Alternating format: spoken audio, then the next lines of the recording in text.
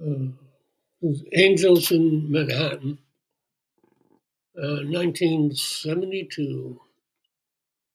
Spring was eagerly awaited. The winter of 1972 was the second time I had wintered over without a place of my own. New York is cold and windy, and spring teases in fits and starts. A sign you can count on was every year when the Ringling Brothers and Barnum Bailey Circus arrived in Manhattan, the elephants had to do the last leg of the journey to Madison Square Garden on foot because they're too big to truck or train into the city. They've made this little trip into a late night, slightly spooky parade. It's 2 in the morning before they get them through the tunnel and they pad silently over to 34th Street. There's something furtive about elephants emerging from a tunnel, everything hushed, no traffic. I stumbled on the parade that year. I took it as a sign things were looking up. I didn't have any more concrete evidence than this to back that up. It was just a feeling. I needed to get out of the city.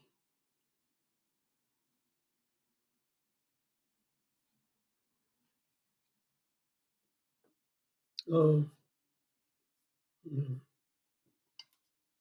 I have a lovely picture of the elephants. A lovely picture of the elephants. Yeah, yeah. Um,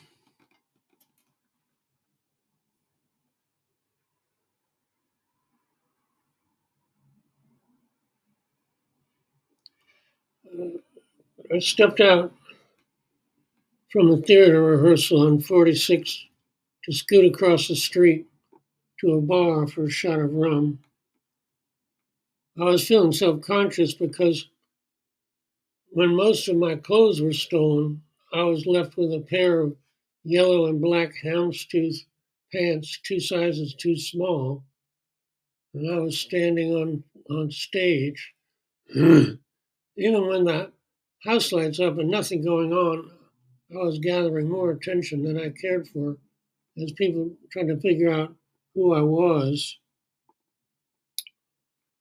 I was anxious because the very quiet guy I was with said it was a rehearsal for his play, and no one there seemed to defer to him or greet him as if he were the author. The traffic was crawling due to a game of gridlock going on up ahead. Um,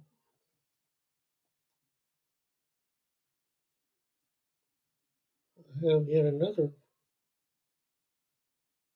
It's like this every time. You get it all set up, and then what? Oh, come on. That's not nice.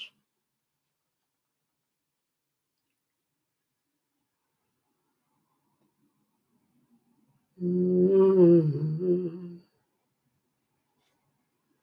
Okay.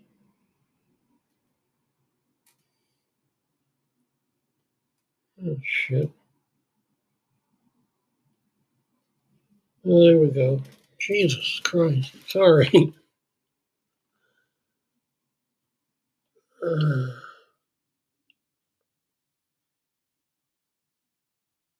that could have been the scene itself, really. Okay. I guess it was worth it. Um, I stepped in front of 2 cabs moving at a steady 1 mile an hour, door handle to door handle. They didn't stop. I stopped between them, thinking if they didn't want to stop, they could make room for me to pass by. They did not make room. One door handle crossed right below my pelvis bone, and the other by the small of my back. I was thinking of how much jeopardy I would be in if either caught on something, a belt loop, say. I got turned to the side as well as marveling that they would take the chance to do that kind of harm. Didn't happen, but I earmarked it as a hint of how close to the edge my life was getting.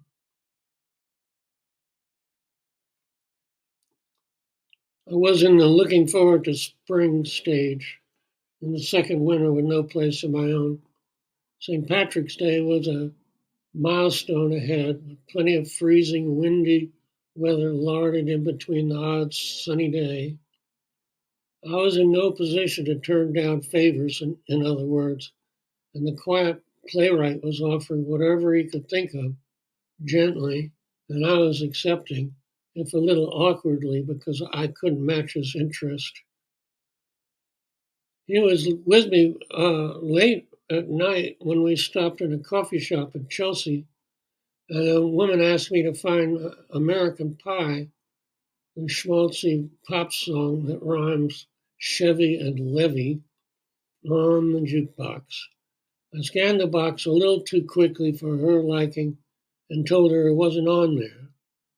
She turned on me and tried to kick me in the crotch, making several tries. I thought I'd better back out the door with this act. I would have done better to cut and run because the cops showed up instantly. A young guy, pumped, and an old guy. She told him I'd kicked her in the crotch. The young cock flipped out, almost crushed my foot, throwing me in the back of the squad car. I played the perfect gentleman, partly because there was a vial of acid in my breast pocket. The playwright stage whispered, "Tell them your father's general counsel of CIA." That was the last thing I needed should the vial of acid get in the story. We stood at the front desk in the quaint old precinct station while the woman went in back with someone to examine her wound. Turned out she was on her period. That's when the older cop was all apologies. I tried not to show how much I wanted to get out of there, all the while saying, "Anybody can make a mistake. It's a tough job. Oh, I understand. Please, just let me and my vial of acid out the door." I stayed at his apartment that night and another night at a beat little hotel over by the docks. I don't know what his attachment to it was. Maybe an old trysting place. He was mostly quiet and observant, as if we were in a play without an audience. I remember he wrote a poem to be left in a lover's shoe. Touching, really, but I wasn't auditioning for the role, and hoped his thing was hopeless love. I lost touch. I was starving half the time. Even in 1972, $88 every 2 weeks didn't go far. More than once my eyes swiveled and locked onto the balloon tires of police cars, thinking they had spied a chocolate-covered donut. There was also a run-in with a box of kitty litter as granola, much more off-putting. There was more than one leather bar in Chelsea that put out free chicken wings. I had a gray deerskin shirt, a brown Afghani vest, which was my effort to show that I was not being a total mooch.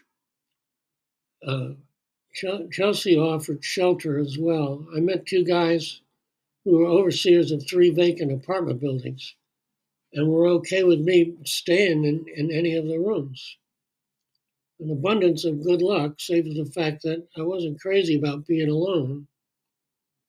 They were a funny couple, an older guy who looked like Charles Bukowski and his younger boyfriend. We hung out a little bit. It was amusing to sit in with their affectionate bantering back and forth One night they asked me to go to the liquor store.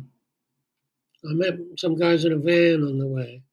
They had a compass from a submarine, which spun wildly one way and then the other, maybe from the subway passing. They asked if I wanted to go with them to Colorado. My intuition gave me a noticeable tug to the effect that my time in New York was coming to an end, but I didn't think this was the way out, more the herald of the idea. I lost track of time and drunk more than my share of the rum, so headed back. I walked in on a scene that brought me up short. The younger cute boyfriend was smacking the older guy with the butt end of a hammer handle. I was afraid he was going to use the other end, but instead my showing up broke up the scene. We thought you were never coming back. They weren't thrilled that my share of rum was so generous, so when I determined that they were going to kill one another, I made my excuses and went back out. Now it was dawn. I'm in the park by the statue of Horace Greeley, he of Go West young man. The guys in the van had invited me to go to Colorado with them, so the statue seemed as if it had a message for me. I was hungry. A light mist was falling. Someone had put a donut on Horace's pointing figure. I eased it off with a stick. Even hungry, it wasn't very good.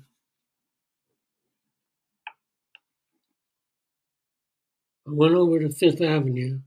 There were people in the street. It was Easter morning. I'd forgot. The crowd parted a little bit, and there was Henry Kissinger and guys in raincoats around him. I half jokingly skittered away from this moving target. He seemed like a particularly grim figure to see on Easter, grinning like Mr. Punch. I did flash him a smile, and he seemed to understand, I was pantomiming that it was not good for your health to be too close to Mr. Henry. And for anybody who doesn't know what Mr. Punch looks like, I have brought this illustration. I must say, I'll hand it to Henry to be taking a joke. Bomb in Cambodia and taking a joke. Extending the Vietnam War, another 20,000. Wait a minute, I'm getting off track. In 1970, the war on drugs was on. As we found out much later, this meant that there was more heroin on the street than ever before, as part of a plan to go after Nixon's enemies, which were the anti-drug, anti-war, anti-war hippies, and the Black Liberation Movement. Sounds unbelievably clumsy and ham-handed. I've always wondered if these people factored in that their own children were going to get caught up in their scheme as heroin tore through their ranks. A dear friend Lee got 50 years for 2 joints sold to him by FBI agents. I always pictured him sitting on his front porch in New Orleans with a shotgun across his knees during a flood. He was a community organizer in the civil rights movement, thus the 2 joints. He led an escape with 26 others and fled to New York, leaving a wife and child behind. All the others were captured. Uprooted and put out of action, he lost his life to heroin within a few years, and then spun out and was stabbed in Thompson Square Park late at night and died in the hospital in 1977. Did we know we were lying about the drugs? Of course we did, Ehrlichman concluded. There's a quote of him saying the gist of what I said. I don't want to read it. I knew several people like Lee who had no visible means of supporting it, day after day raised an amazing amount uh, for heroin. Whatever he did wasn't violent, but that wasn't the case for a sizable bunch of guys, such that you had to plan around them at night and go fetch friends to come over and then walk them back home afterwards. It never occurred to me at the time, oh, this is probably some government program, oh, part of a plan. This was life in the underground, right? Hidden away in the shadows. It seems like every year or year and a half, somebody would OD. My memory refuses to open now. There were times when I would go through the gallery of them knowing I'd forget somebody. Mostly all by surprise. Oops, didn't know it was that strong. Giving an absurd, random edge to it. Some are constantly pushing their luck and we were less surprised. Eventually, the survivors edged out, fooling around, and the deaths slowed down, at least among our contemporaries. I was terrified of being put in a position of having to hustle up that kind of money every day. And thankfully, I didn't like the drugs that made you do that. My plan was to stay alive and by being stingy and never turning down what was offered. Managed to get Hep C anyway. I suspected it, and once the whites of my eyes got a little yellow, but then it eased off after a few days, and I forgot about it until 30 years later when, in a moment, I knew I had it. I'd heard occasionally of other people in that circle who got sick, but I felt fine until the time I was feeling a little iffy and hearing the news from an old friend that yet another person in that circle was sick. That was the tipping point, and in a moment, I was certain my number was up.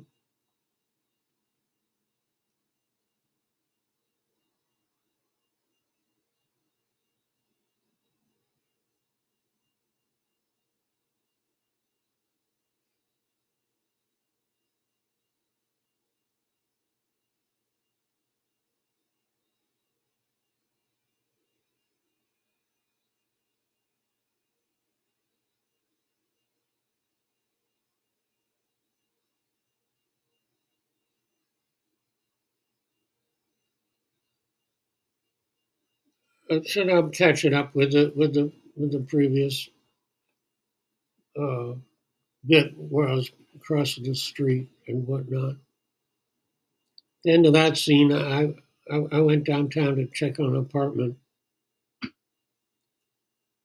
I was watching for a friend. He was hanging out with Salvador Dali at the St. Regis. His place was so crammed with stuff, I couldn't stay there. I was supposed to keep the landlord from evicting him. I'm not sure how. I had my tools there. I looked in, everything was fine. I went a block away to get my records, but it was too late. She had moved out, the door open, the records gone. I sat in this stairwell to compose myself. Then I went back to the apartment a block away. All the large furniture was in the street, papers and drawings on the ground. He was an illustrator. The apartment empty.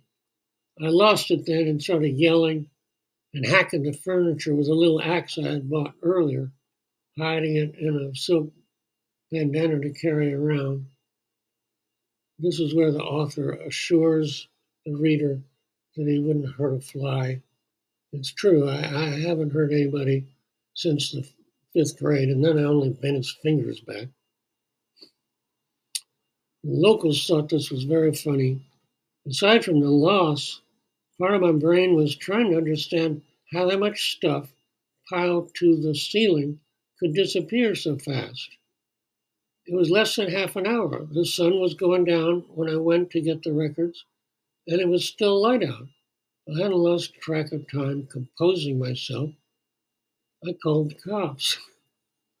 They came, rolled up to the curb, cranked down the window a crack. People immediately began throwing things from the roof, standard procedure in those days. They did the same thing to the hated firemen who had a tendency to swing their axes liberally and steal stuff.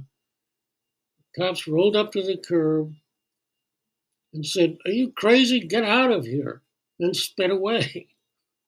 I was stunned back to my right mind, and my first thought was, I can leave now. All my stuff has been stolen. There's nothing holding me. I left right away. The first night of my new life I spent in the valve house of the underground aqueduct from the 1860s, now a wreck, with huge cogwheels rusted in place right out of Piranesi. The roof broken down. It was at the foot of the garden of an old estate, abandoned and vine covered. There was a strange guy there, harmlessly crazy, but hamming it up a little because he was afraid. It was raining. I lit a fire. We passed the night that way. In the morning, I continued on to the little airport. Instead of going straight back to the road, I thought I'd have a look at the estate next door. There was a big house and a lawn sloping down to where I entered. 3 young teenagers were standing there. Somehow I got right away that they were not the sons of the wealthy landowner, but were foster kids too old to adopt and a few years away from aging out of the system. They asked me for cigarettes. I told them I was adopted, in awkward shock of being in a living tableau of one of my if only lives. If only I hadn't been adopted by the people I was. It was a lottery, no? One slip of the cog of fate, and I could have ended up here, rootless, waiting.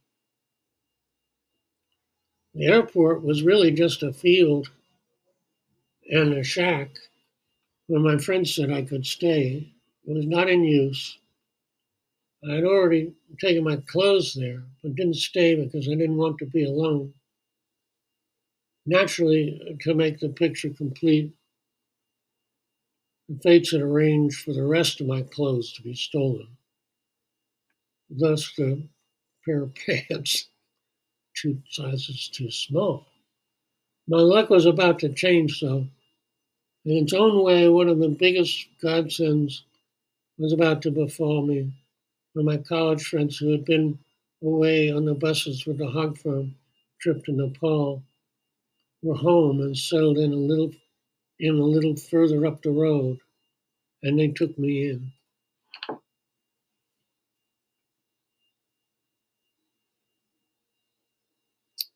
Thank you for bearing with the high-tech presentation.